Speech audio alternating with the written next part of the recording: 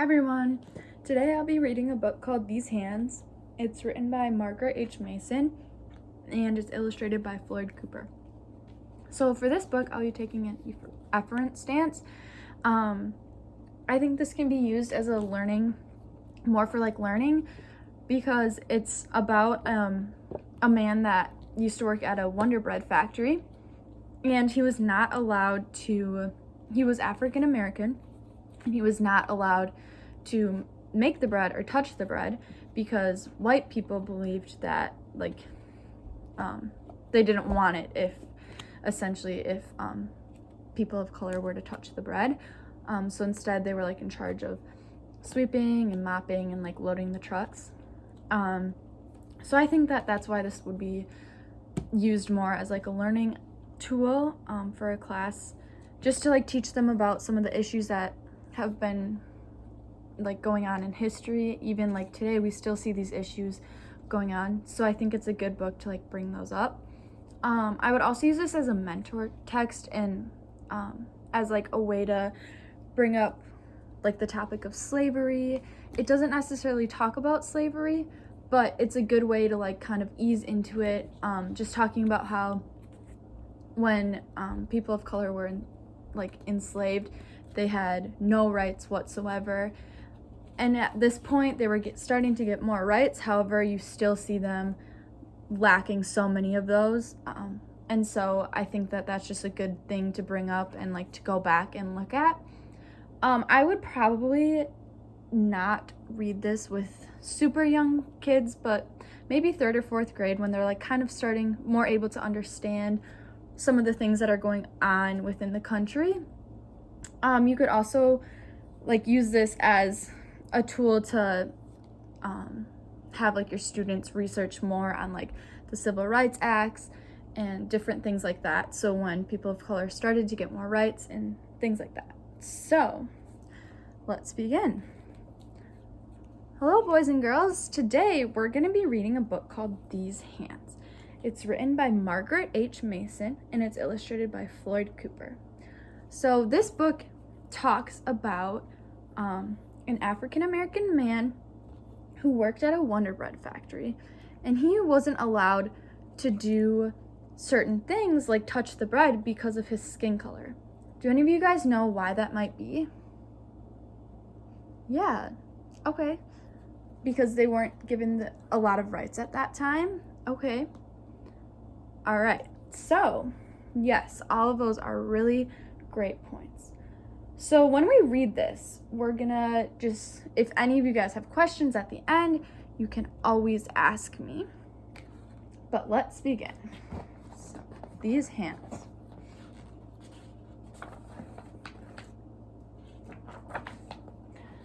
Look at these hands, Joseph. Did you know these hands used to tie a triple bowline knot in 3 seconds? Well, I can still help a young fellow learn to tie his shoes. Yes, I can. Look at these hands, Joseph. Did you know these hands used to make the ivory sing like a sparrow in springtime? Well, I can still show a young fellow how to play heart and soul. Yes, I can. Do any of you guys play the piano? Awesome. I used to play when I was younger.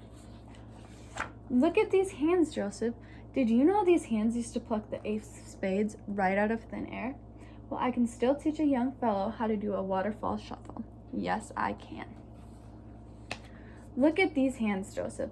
Did you know these hands used to throw a curveball faster than a dive-bombing honeybee? Well, I can still help a young fellow learn how to hit a line drive. Yes, I can. Look at these hands, Joseph. Did you know these hands were not allowed to mix the bread dough in the Wonder Bread factory? Did you know these hands were not allowed to touch the bread dough in the Wonder Bread factory? These hands were only allowed to sweep the floors and work the line and load the truck, because the bosses said white people would not want to eat bread touched by these hands. So boys and girls, today we don't see this happening, and that's because we've talked about it a lot and we learned about it and we understand that what white people did to people of color was a terrible thing and was something that should not happen. But even in the 1950s and 60s, this was still happening. And so after this, we'll talk more about it and we'll look more into it. But it's just very crazy to think about, because that means some of like your grandparents were alive when this was still happening, which that wasn't a very long time ago.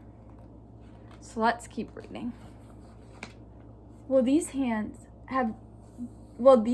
joined with other hands, and we wrote our petitions. Do you guys know what petitions are? Yep. It's something you sign, and you get other people to sign to help make change. You're right. And we carried our signs. Do you guys know what this is called? Protesting. Yep.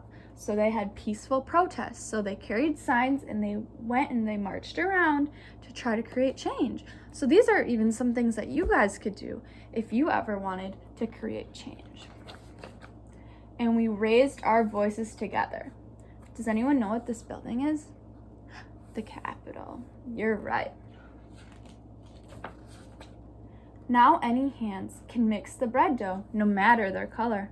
Now any hands can touch the bread dough, no matter their color. Yes, they can.